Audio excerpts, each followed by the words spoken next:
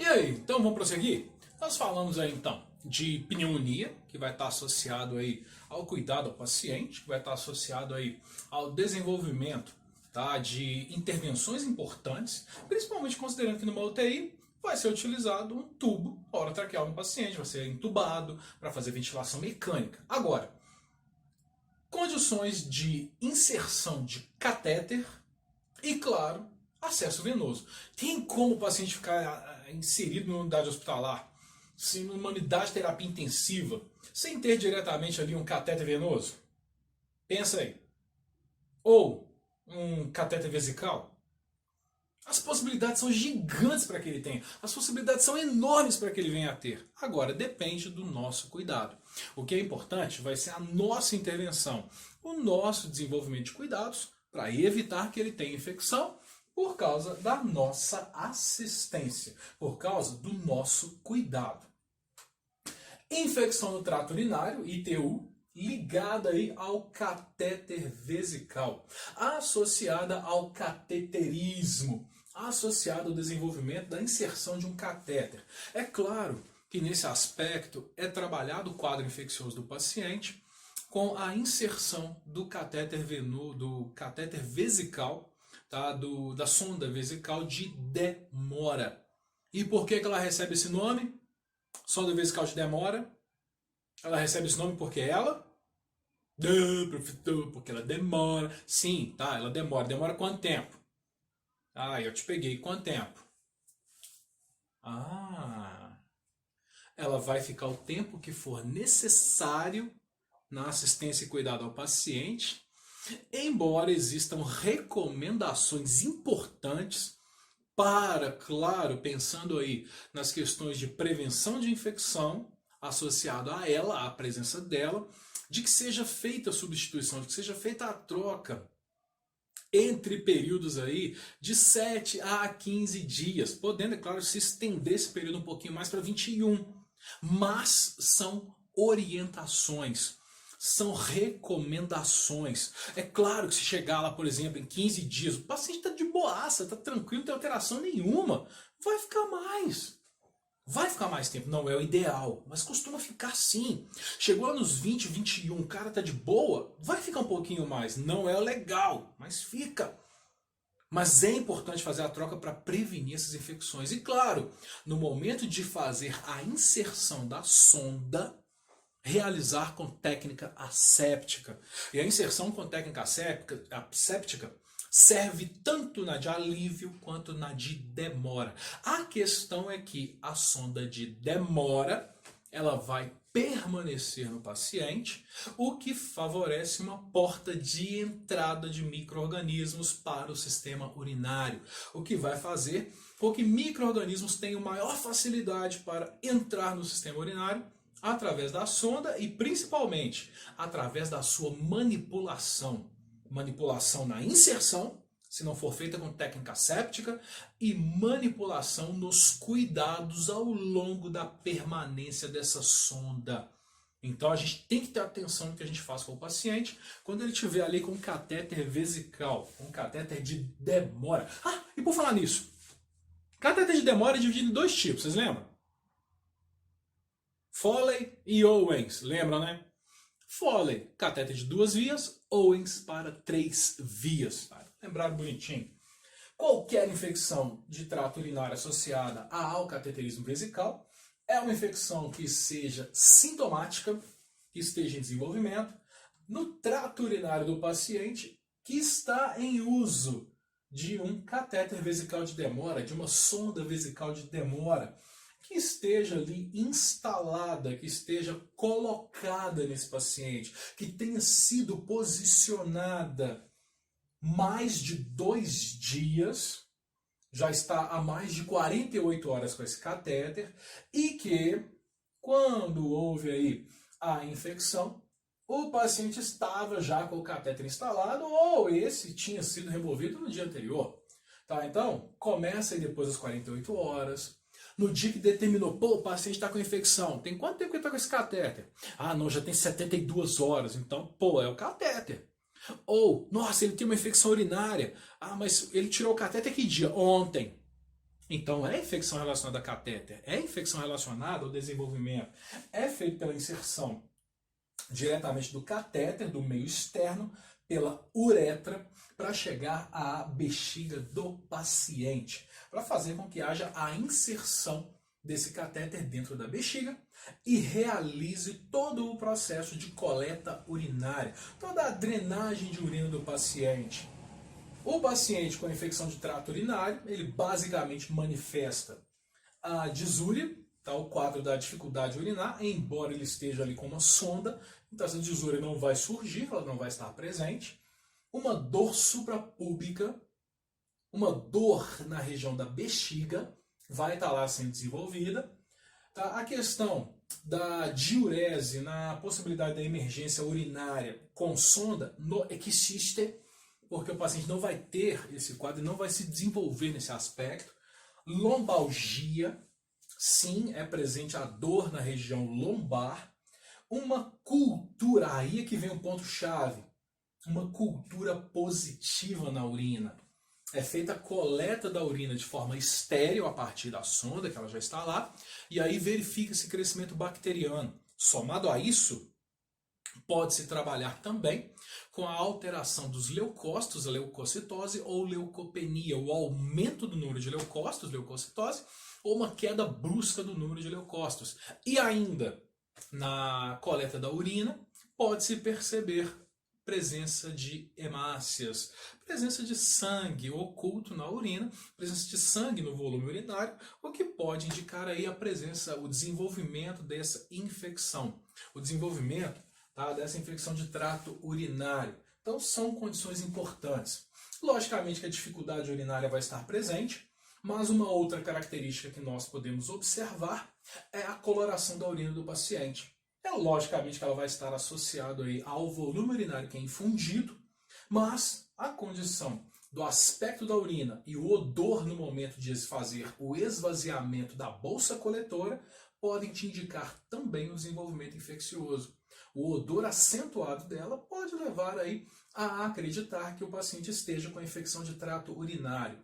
Agora, a dificuldade ou a emergência com sonda, esquece. Tá? Isso você não vai perceber, isso você não vai ver, porque a sonda drena direto, sem que essa urina ela fique retida dentro da bexiga. Agora, como é que vai prevenir esse tipo de infecção? Como é que vai evitar que ele se desenvolva? Higieniza as mãos. Tá? É ponto-chave para qualquer infecção representada dentro da assistência. Então, qualquer ponto de infecção de assistência, lava a mão. Eu já falei, falo de novo. Se a galinha pintadinha, que nem mão tem, ela lava, você não vai lavar? Fala pra mim.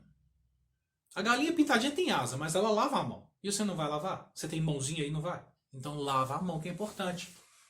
Indicar que o catéter vesical de demora seja utilizado somente quando for apropriado, baseado em fatos reais. É claro que essa situação muda de paciente para paciente, de situação para situação, de condição clínica para condição clínica. Isso pode mudar. Mas CTI, IPSENG, paciente internado, situação clínica grave, com disúria, tá? Com retenção urinária, já desenvolvendo bexigoma. Bacana. E aí estava prescrito lá, fazer cateterismo vesical de alívio quando necessário. Aí eu bati o olho na prescrição e falei, engraçado, catéter vesical quando necessário? Aí eu falei com a enfermeira, enfermeira, vem cá, vamos trocar ideia aqui. Está prescrito aqui para a gente fazer catéter vesical de alívio quando for necessário, porque o cara está com retenção. Por que a gente não bota uma vesical de demora de uma vez? Por que a gente não coloca uma de demora e fica de boa? É muito melhor. Aí a justificativa dela, e depois, claro, troquei ideia com o médico também, com os dois juntos, tá? E a condição é, a presença de um catéter vesical de demora gera uma porta aberta à contaminação. Favorece a contaminação do paciente, gera um meio de cultura, um meio de passagem de micro-organismos constante para a parte interna. O catéter vesical de alívio é só o momento de inserir o catéter, drenou a urina, eu retirei o catéter, acabou. Se eu faço o procedimento seguindo a técnica asséptica, se eu faço o procedimento seguindo os cuidados, esse meu paciente não vai ter infecção de trato urinário. Esse meu paciente lá não tem, esse paciente crítico, ele não vai ter infecção associada à assistência. E foi aí que eu entendi. Eu falei, pô, legal. Então, vai usar o catéter vesical só quando for realmente necessário, só quando realmente precisar de usar. Caso contrário, pode trabalhar com os de alívio, dependendo da situação do paciente.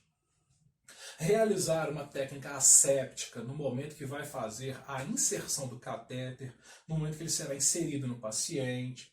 Manter a drenagem, o sistema de drenagem fechado. Sistema de drenagem fechado. Não é que você vai deixar a bolsa lacrada, fechada e nunca mais vai tirar, não. Sistema fechado é a montagem do sistema.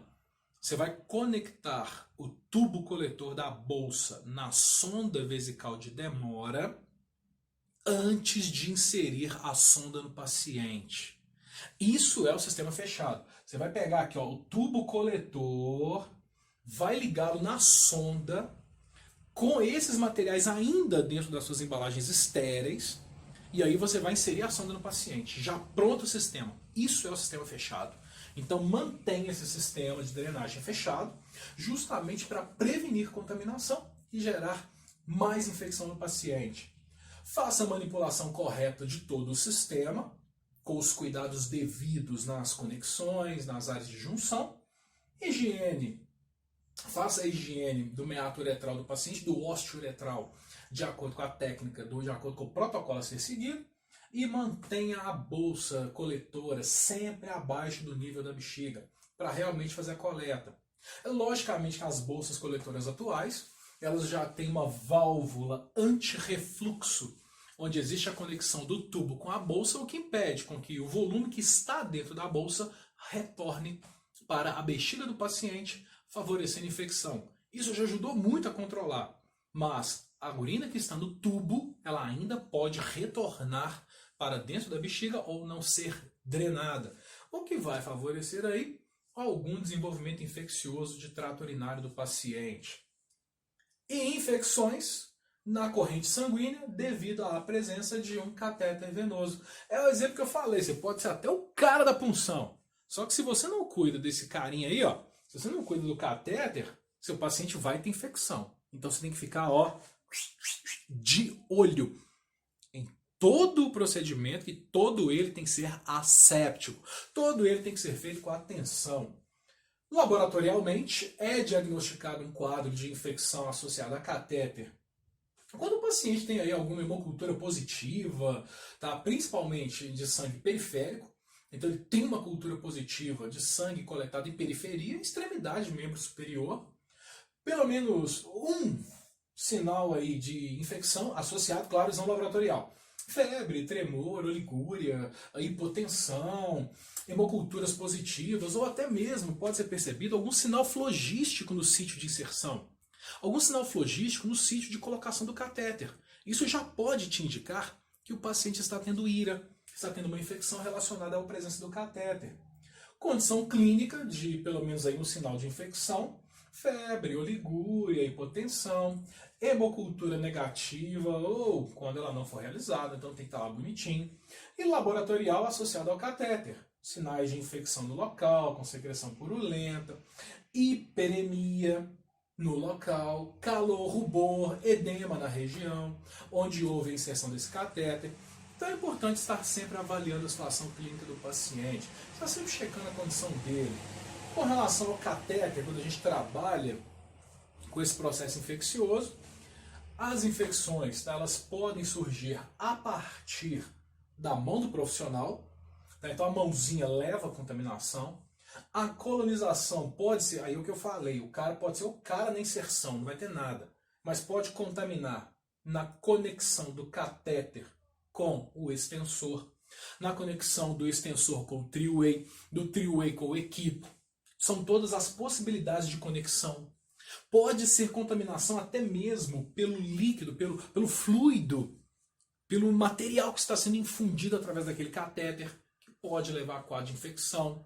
Então não adianta você ser o cara, se você não tiver cuidado. Pode ter ali uma disseminação de micro-organismos através do próprio sangue, que aí encontra o catéter, se desenvolve mais facilmente, ou até mesmo na inserção do catéter. Ele pode ser contaminado no momento de realizar aí o procedimento. Então a gente tem que ter atenção. Existem vários cuidados que devem ser seguidos. É claro, não posso esquecer não. Tem que fazer a antisepsia da pele, tá? Você tem que fazer, ó, a limpezinha. Ah, mas é do paciente, é da pele. Não tem nada a ver com o sangue. O que fica na pele, o que está na pele, fica na pele. Tá? Não vai passar para o sangue, não. Então existe ali o cuidado. Sinais flogísticos de quadro de infecção associado ao catéter. Tá? O que você vai observar de sinal flogístico ligado aí à presença de um catéter venoso. No caso aqui de um catéter venoso. Hã? Catéter venoso o quê? Tá bom. Catéter venoso central ou periférico? Agora melhorou, né? Ah, tá, central. E qual local que está puncionado aquele catéter do desenho aqui? Qual que é o local que está puncionado aqui? Qual que é? Ah, subclávia. Porque se fosse na jugular, seria onde? Ah, tá. Se fosse jugular, seria no pescoço. Então tá aqui, ó, subcláviazinha. Tá lá. E qual que é a manifestação clínica de infecção associada à punção? Dor no local, calor. O local vai estar aquecido, uma temperatura acima de 38 graus. Pode ter ali uma perda da função do catéter, da infusão. Tá? Ele pode deixar de ser pérvio por causa da infecção. Pode ter edema, a saída de substâncias, de secreções, sinais flogísticos. Pode ter ali rubor na região, dor local. Então são características que levam à presença da infecção na região. São pontos de secreção purulenta, o edema na região, essa área de hiperemia ao redor do sítio de inserção, ao redor do local onde esse catéter foi inserido. E claro, para prevenir, já dei um monte de dica de prevenção, você sabe. Então, para prevenir infecção no cateterismo, na inserção de um catéter, na punção, lava a mão, claro. Olhe, verifique se vai precisar mesmo de um catéter venoso central. Checa a prescrição, olha direitinho o quadro clínico. Se for necessário, pá.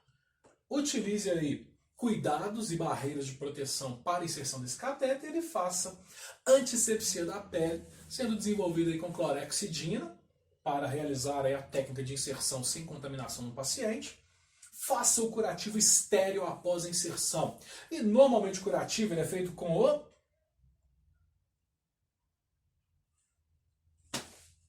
É feito com o quê? Ah, tá, eu não tinha ouvido não, desculpa. É feito com biofilme, ou tegaderme, ou filme transparente. E a 3M lançou já há mais tempo um filme transparente exclusivo para catéter venoso central, em que no local onde vai ser feita a colocação aqui, ó, nessa pontinha aqui, onde vai ser inserido o catéter no paciente, o filme apresenta uma almofada de gel contendo clorexidina, contendo antisséptico. Então é colocado o biofilme com uma almofadinha em gel de clorex para fazer com que haja ali o impedimento do desenvolvimento bacteriano no local. Registre, né, a indicação de permanência desse catéter. Quanto tempo um catéter fica no paciente, hein? Recomendação do CDC de Atlanta: catéteres venosos devem ficar no paciente por um período de... É claro que eu estou falando de curta permanência, eu não estou falando de longa permanência. Eu não estou falando de catéter implantado perifericamente, não estou falando de catéter totalmente implantado, estou falando de catéter de curta permanência. Recomendação de 72 a 96 horas. Catéter permanece no paciente pelo período de 72 a 96 horas. Padrão CDC. Agora, paciente crítico, paciente grave, situação clínica complicada, punção venosa difícil de ser feita, já deu 96 horas, pô, já tem 4 dias. Eles vão fazer uma avaliação do paciente, eles vão fazer uma checagem. E aí, a partir dessa avaliação, é que eles vão definir, não, vão manter mais um dia. Não, vão manter mais um. Avaliou, tá beleza? Vão manter mais um. Tá pérvio, tá, tem infecção? Não, manter mais um. E aí ele vai permanecer no período necessário, tá? Se isso acontecer, não se assuste, não pira, respira, tá? Então se isso acontecer, fica de boa, fica tranquilo, porque é uma possibilidade. Faça a técnica correta durante a manipulação do sistema, tá? Durante a troca dos curativos, dos cuidados com as conexões, com as administrações de medicamento, com as trocas dos frascos, dos equipos, se forem necessários, e até mesmo faça a técnica correta do curativo. faça o curativo correto no local de inserção do catéter. São infecções, iras e sepse que vão acontecer no paciente e grande parte delas nós somos os fatores geradores se a gente não tiver cuidado. Então, se liga, cuide do paciente corretamente e aí ele não vai ter infecção. Turma, um abraço.